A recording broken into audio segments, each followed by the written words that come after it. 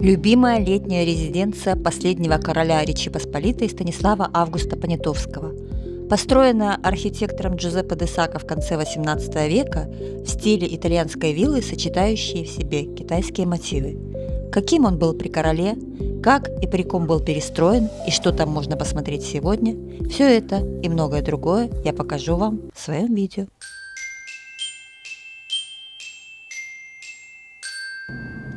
Путешествовать, безусловно, интересно. Путешествия расширяют горизонты сознания и обогащают духовно. Поэтому я покажу вам, куда можно съездить на автомобиле в пределах города и совершить свое маленькое мини-путешествие выходного дня.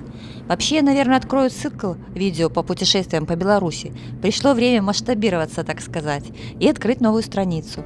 Так что, кого интересует, в том числе прогулки со мной, подписывайтесь на мой инстаграм, пишите в директ либо на почту, контакты есть на моем канале, и я вам такую прогулку организую. И вот мы по заданным координатам подъезжаем к бывшей королевской усадьбе. Найти было не совсем просто. Дороги перекрыты заборами различных предприятий, но при доле настойчивости отыскать не составит труда. Как-то я снимала эту резиденцию зимой, и все было видно как на ладони. Теперь же все в зелени. И приобрело, конечно же, другой, более живописный вид.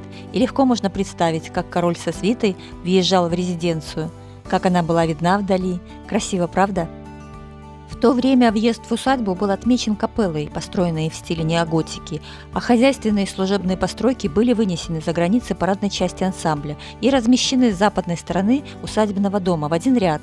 Сейчас часть строения усадебного комплекса располагается на территории предприятий, находящихся здесь, и обнесенных границами промзоны, поэтому увидеть их проблематично.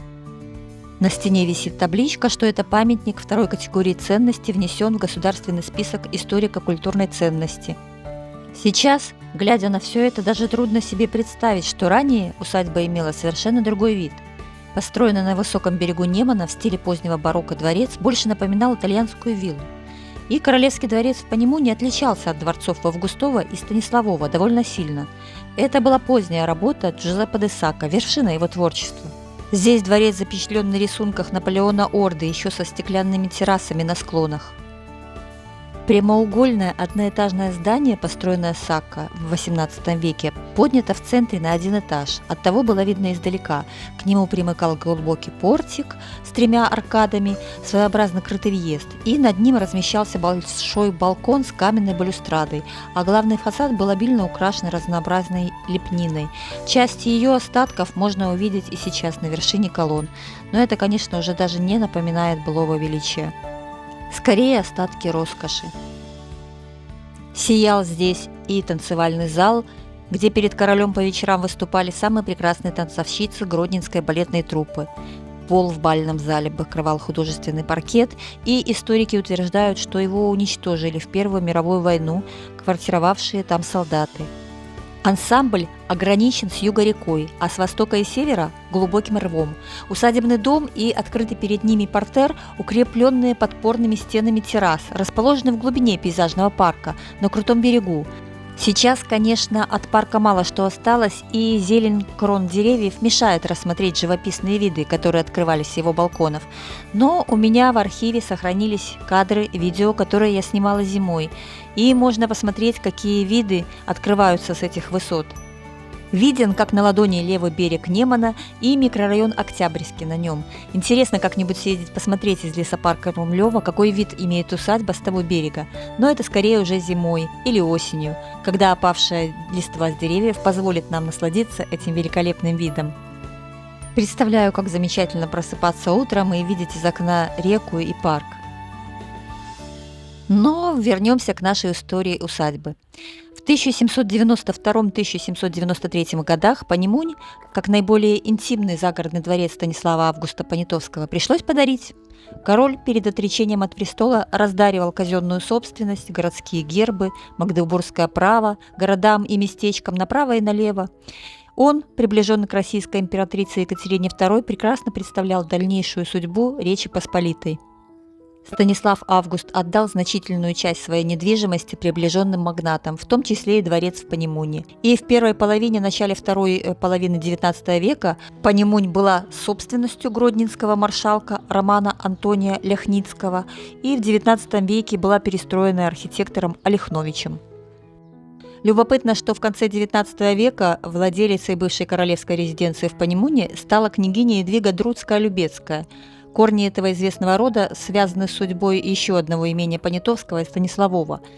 С Друцкой-Любецкой дружила Элиза Ожешко, которая отпраздновала в Панемуне в 1892 году 25-летие литературной деятельности.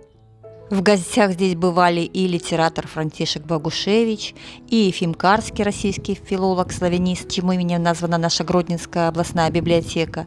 И, видимо, Ляхницкие устроили при дворце пейзажный парк. Именно к ним, к Ляхницким, в гости приезжал художник и музыкант Наполеон Орда перед отъездом за границу. После войны в усадьбе Панемунь власти устроили клуб для трудящейся молодежи, а по вечерам крутили кино, были танцы, но с середины прошлого века в нем даже размещался детдом. От былого величия его нет и следа. Синяя краска на здании заметно поблекла, старый фундамент дал трещины, а левое крыло заселили люди, которые живут там и по сей день. Здесь 8 квартир, но живут только в половине, хотя жилье и приватизировано. Отопление и холодная вода тут центральные, а для подогрева воды установили электробойлер и привозной газ. Остались от усадьбы и былые подвалы. Это в ту пору скорее были цокольные этажи, если можно было так выразиться, и служебные помещения открытого цокольного этажа дворового фасада были связаны с помещениями парадного этажа. Напротив дома есть небольшие кладовки, и со стороны Немана, где сотни лет назад располагались оранжереи застекленные, теперь огороды.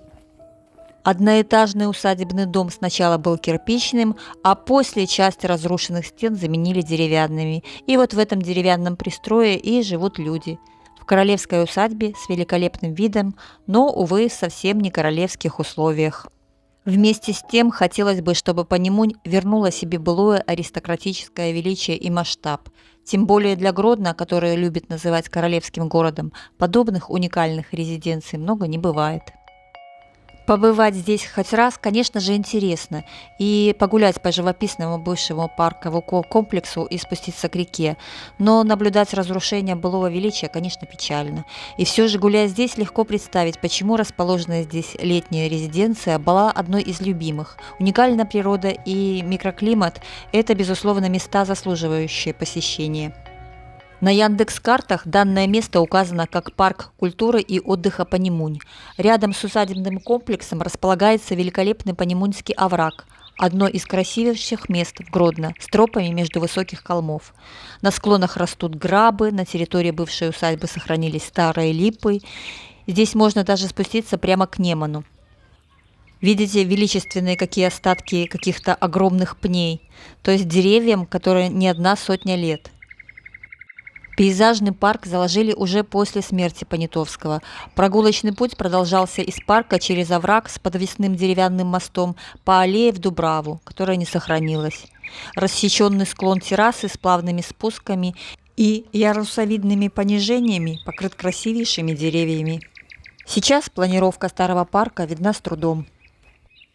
Но исторический парк занимает больше 30 гектаров, и одну из троп сейчас называют «Тропа здоровья имени Тарасенко».